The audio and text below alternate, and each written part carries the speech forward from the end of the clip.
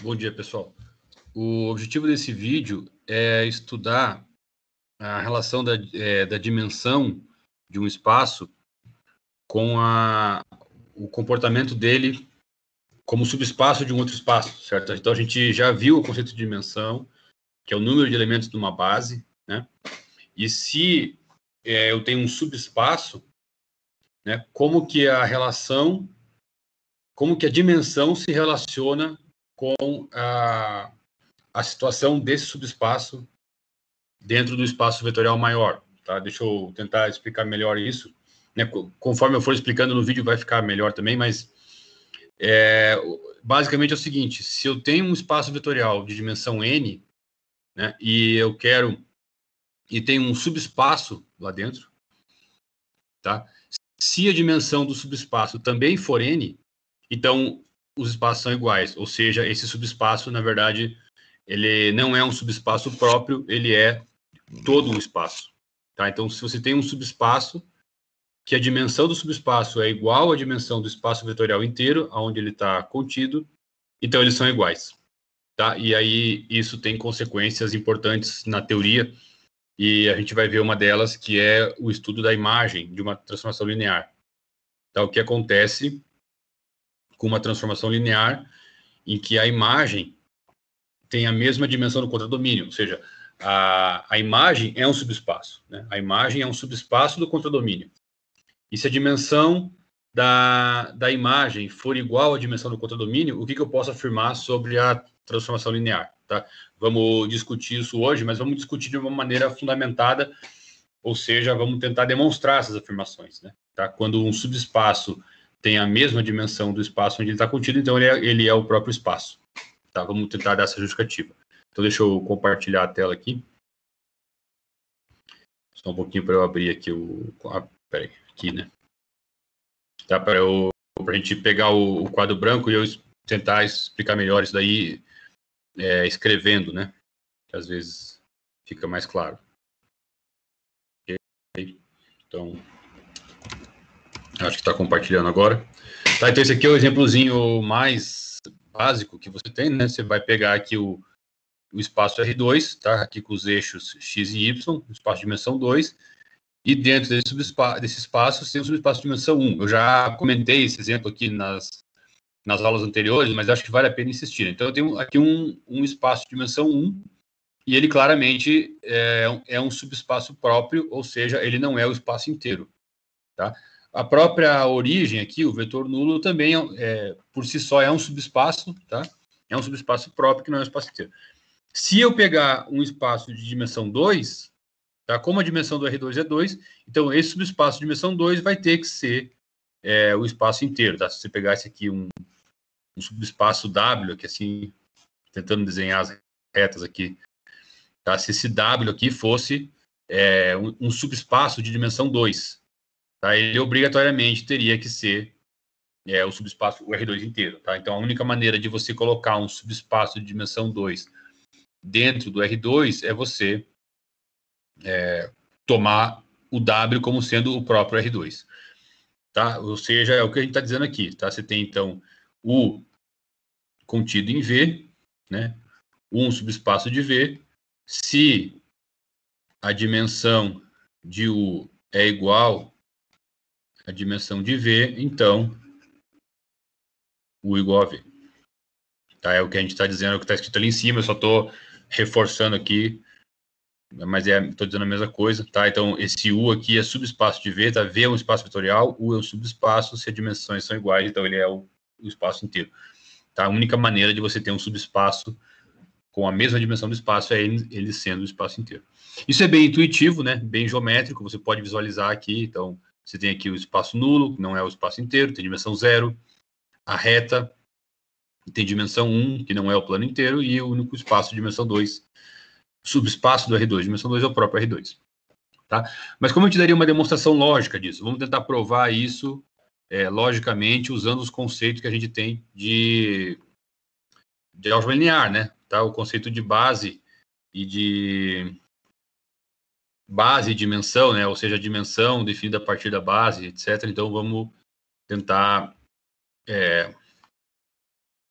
apresentar esses conceitos de uma maneira um pouquinho mais rigorosa, tá? Essa demonstração. Então, aqui, ó, a gente vai pegar o seguinte. U é um espaço de dimensão N, tá? Então, você pode escolher uma base para U, certo? Então, fixe, né, B. Vamos usar a letra E, tá? Para especificar essa base aí do espaço U. Tá? Ele é uma base com N elementos, porque eu estou dizendo, foi dado, né, que a dimensão do espaço U é N. Então, ele vai ter uma base com N elementos. Tá? Isso aqui é base para U. Ok? Se você pegar qualquer vetor em U, tá? Então, você pegar U pertencente a esse espaço U, okay? Ele vai se escrever como combinação linear nessa base. Então, você pode escrever esse U vai ser igual a um x1e1 mais x2e2 mais xn-en. Tá? Isso aqui ele se escreve como combinação linear da base de maneira única. Então, você pode fazer uma correspondência entre esse U e essa matriz coluna, tá? Formada pelas únicas coordenadas que determinam o vetor U nessa base canônica. Tá? O vetor, o único vetor que vai ter essas coordenadas aqui nessa base canônica é o vetor U. Tá? E qualquer vetor também vai ter suas coordenadas. Então, eu posso tratar esse vetor U como sendo essas coordenadas aqui. Tá? Então, como sendo representado por essas coordenadas ou tendo essas coordenadas. Deixa eu colocar isso aqui mais para baixo, para eu ganhar um espaço aqui. Porque essa aqui vai ser a aplicação que a gente vai querer fazer depois, né? Tá? Então, deixa eu tentar puxar isso para baixo. Só mais uma vez aqui, que a minha habilidade com esse quadro aqui não é das melhores. Vamos lá. Tentando de novo.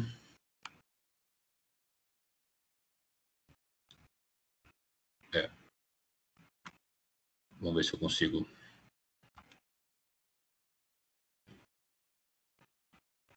Tá, ficou mais ou menos, né? Se eu precisar de novo, eu vou por outro lado ali. Então, assim, cada vetor ele está sendo representado com uma matriz, tá? Porque esse vetor tem únicas coordenadas, essas que estão dadas aí, certo? Então, eu posso fazer essa relação entre os vetores do espaço e as coordenadas. Então, o que eu estou afirmando é que se eu pegar qualquer outro conjunto, tá? Eu vou ali e pego um outro conjunto, tá? Com M elementos, tá? Então, a base, isso aqui é uma base, fixei uma base, tá? Ela vai ter N elementos porque eu estou dizendo que a dimensão é N. Se eu pegar qualquer outro conjunto com mais do que N elementos, ele será necessariamente LD. Tá? Então, aqui, esse M aqui que você pegou aqui, ele é maior do que N. Tá? Então, se você pegar um conjunto com mais do que N elementos, ele será LD. Tá? Então, vamos pegar esse conjunto como sendo, digamos, o conjunto, por exemplo, W1, W2... Ah, não, aqui a gente está usando V, né? Desculpa, pessoal, desculpa. Um conjunto V1, V2, VM. Tá? Então, esse M é maior do que N. Tá? Então, eu peguei mais do que o número de elementos de U, certo? Só que para cada vetor do meu espaço U, eu posso fazer ele como combinação linear da base. Fazendo ele como combinação linear da base, eu vou ter essa matriz coluna aqui, que são os coeficientes da combinação linear que determinam esse vetor. Né? O vetor U ele é determinado por uma combinação linear de maneira única. Tá? Eu posso pegar só os coeficientes da combinação linear e fazer uma associação entre o vetor U e os coeficientes. Tá? Você pode chamar isso aqui de coordenadas. Tá? Essas aqui são as coordenadas do vetor U nessa base, nesse referencial. Ok? Faz isso com cada um desses vetores que você pegou aqui. Só que você pegou mais de M vetores. Então, você vai pegar o V1, E ele vai ter coordenadas, tá? Aqui vão ter coordenadas que se relacionam a esse V1, que vão ser A11 até AN1, ok? Depois faz a mesma coisa com o V2. Ele vai ter coordenadas que vão ser A12, A22 até AN2. Tá? Por que são N coordenadas? Porque a base tem N elementos. A dimensão do espaço onde eles estão é N. Okay? E continuo, faço isso com todos, até chegar no VM, que é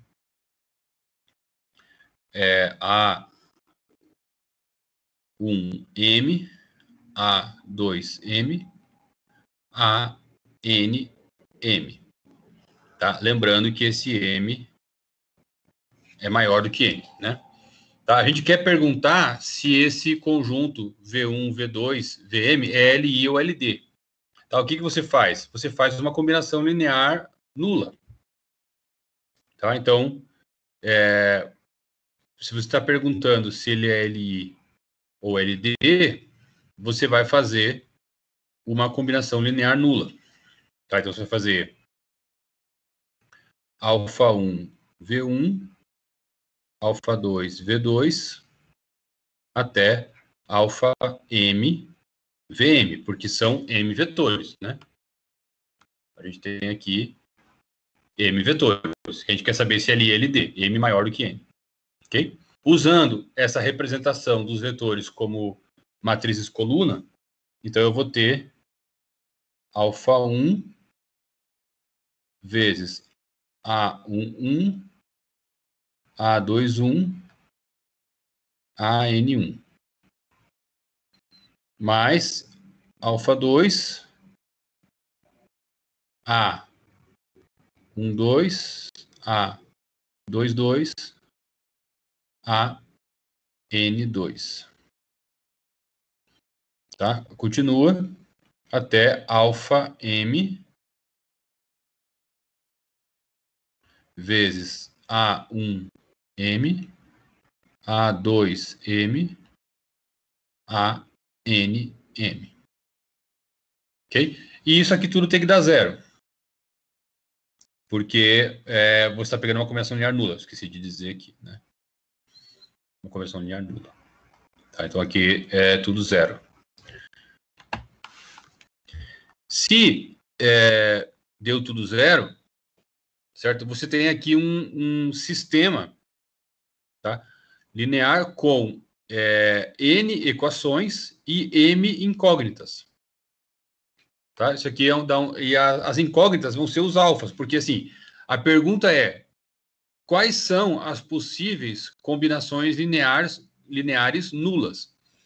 Tá? Se a única possível combinação linear nula for a trivial, então ele vai ser LD. Desculpa, LI, né? LI. Se a única possível combinação linear nula for a combinação linear trivial, em que todos os alfa 1, alfa 2, alfa m são zero, então o conjunto é LI. Tá? Toda combinação linear nula é trivial, ou seja, alfa 1, alfa 2, alfa m são zero. Deve ser LI. Se existir alguma combinação linear que seja nula, mas não seja trivial, então eles são LD. Tá? Os vetores são LD. Então, essa é a pergunta que a gente está fazendo. Será que existe alguma possível escolha de valores para alfa 1, alfa 2 até alfa m que dê zero e não seja trivial? Então, essa pergunta significa que você tem um sistema de N equações, onde as incógnitas são os alfas. Alfa 1, alfa 2, alfa m são as incógnitas, e você quer saber se existe uma solução não nula para esse sistema aqui. Tá? Mas acontece que você tem um sistema aqui que vai ter N equações com M incógnitas. Tá? Então, o número de incógnitas é maior do que M, porque a gente está fazendo essa hipótese aqui, né? Tá? Que o M é maior do que o N.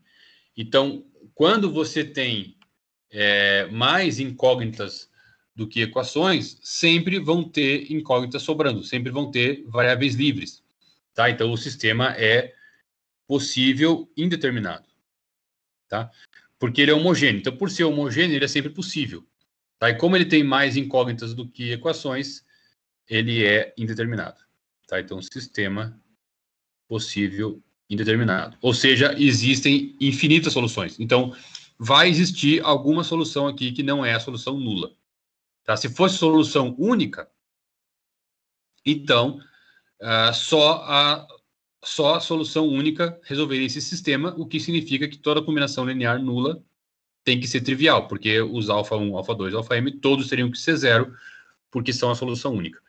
Como não existe solução única, existem infinitas soluções, tá? Não apenas uma única solução, então vai existir alguma combinação linear não trivial, que também dá nula, então o sistema é LD. Tá? Então os vetores são LD, desculpa. Tá? Então, conclusão, os vetores são LD. Tá? Logo, o conjunto, né? V1 até Vm é LD. Tá? E o que isso ajuda para você provar, né? Então, se você tem qualquer conjunto de vetores com mais vetores do que a dimensão, então eles necessariamente são LD. E o que isso ajuda você a provar que se um subespaço tem dimensão maior do que, desculpa, uma dimensão igual à do espaço, então ele é o espaço inteiro. Como que você vai provar isso? Você vai fazer o seguinte, ó. Você vai pegar dois subespaços, não, dois espaços, né? Então você vai ter o V contido em U, tá? E a dimensão de U igual à dimensão de V. Você quer garantir que os dois espaços são iguais, ou seja, que todo elemento de U também é elemento de V. Tá? Então você pega, seja U um elemento de U. Tá? E você pega uma base para V, mas você está supondo, tá, que as dimensões são iguais. Isso aqui você fez essa hipótese. Tá? Então você vai pegar uma base para V. Então, B igual a V1 até Vn, base de V. Tá? Só que a dimensão do U também vai ser N, tá? É a mesma dimensão. Tá? As duas dimensões são iguais a N. Okay? Suponha que esse elemento que você pegou em U não está em V. Suponha isso, porque você quer provar que no fundo está. Né? Qualquer elemento de U também está em V. Tá? Esse cara aqui é qualquer. Certo? Então, suponha que não esteja. Suponha que o U não pertencesse a V. Tá? Nesse caso, se ele não pertencesse a V, o U não seria a combinação linear dessa base, porque se ele fosse combinação linear da base, ele ia pertencer a V. Mas como eu estou supondo que ele não pertence, então ele não poderia ser combinação linear dessa base. Logo, tá, o conjunto V1 até Vn, incluindo o U, tá, você vai lá e inclui um vetor a mais no conjunto, esse conjunto seria Li, tá? Porque o U não seria a combinação linear dos vetores V. Então, esse conjunto seria Li. Tá? Mas isso não pode porque a dimensão de U é N. Tá? Então, isso é absurdo, pois dimensão de U é igual a N, e esse conjunto aqui, ele tem mais do que N elementos, então ele deveria ser LD, pelo que a gente acabou de provar antes. Tá? Então, qualquer conjunto com mais do que N elementos, num espaço de dimensão N, tem que ser LD, porque a gente provou.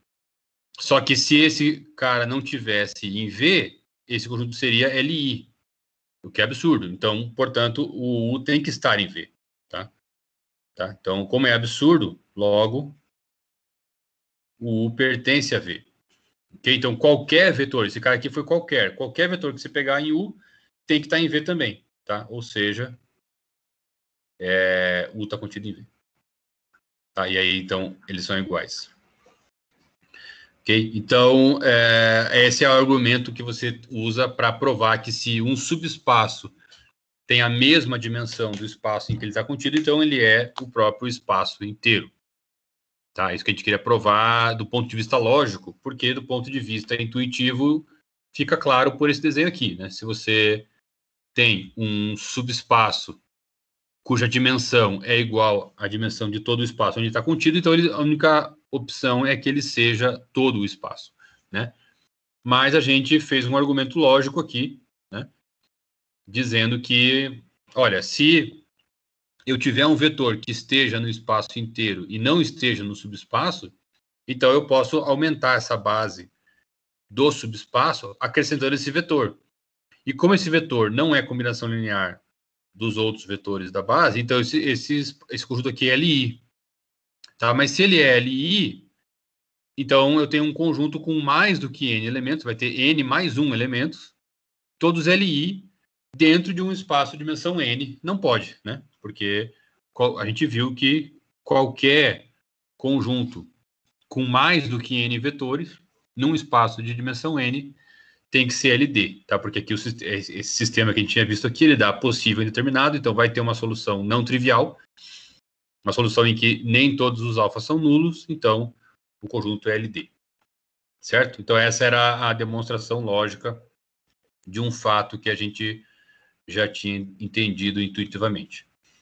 Ok? Como que isso se aplica no estudo de uma transformação linear, tá? Então, assim, a imagem, né? A imagem de T, vamos colocar aqui um de fato, né, para explicar, né? A imagem de T é um subespaço de Rn, né? É subespaço. Ok? Como a dimensão da imagem de T é igual a N, pelo que a gente acabou de ver, sempre que você tem um subespaço cuja dimensão é igual à dimensão do espaço inteiro, então a imagem de T é igual ao Rn. Tá?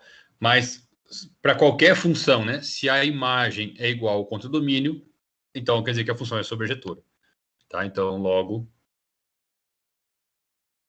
T é sobrejetora. Tá? Então, era essa uma das aplicações que a gente tem. Certo? Bom, isso aqui poderia ser feito com qualquer espaço, né?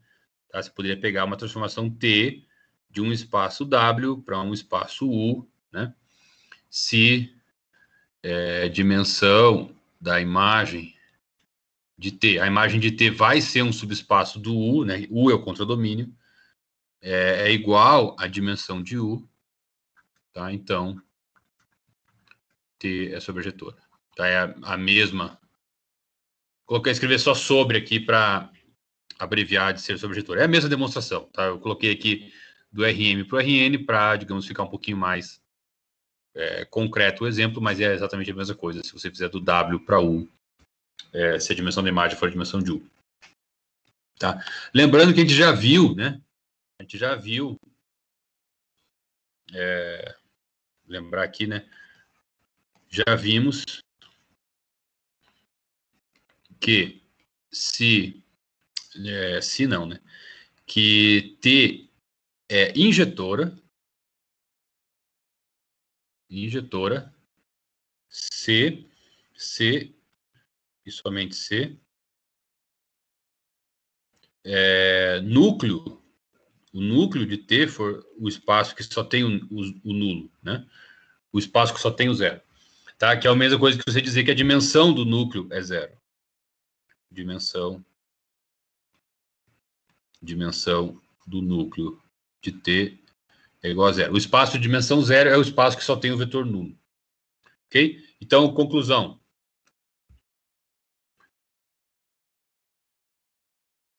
conclusão. T é injetora, C e somente C, dimensão do núcleo de T é 0. T é sobrejetora,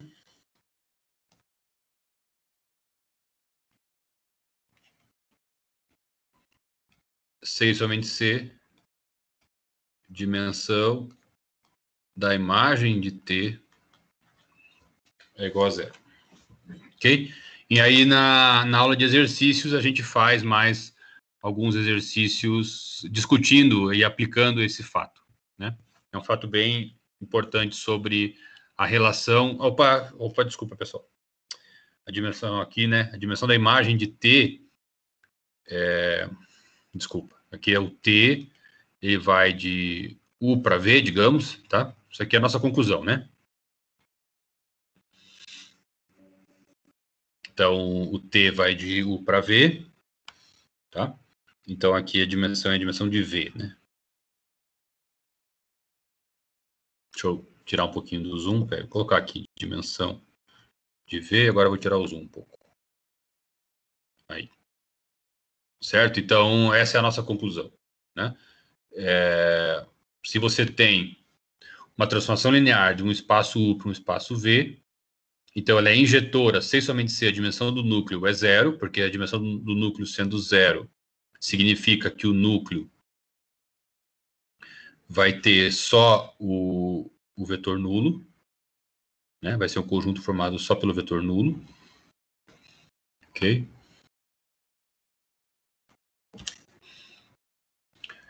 E se a dimensão da imagem for a própria dimensão do contradomínio, então ela é sobrejetora, porque a imagem vai ser igual ao próprio contradomínio. Daí a pessoa é sobrejetora.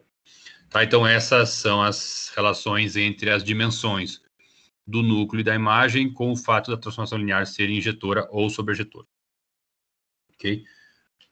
Era essa aplicação que a gente queria fazer sobre o estudo da dimensão dos subespaços, né? E como que ele se encaixa no caso do comportamento da transformação linear. Ok, pessoal? Daí na aula de exercícios a gente discute exercícios e aplicações desses resultados.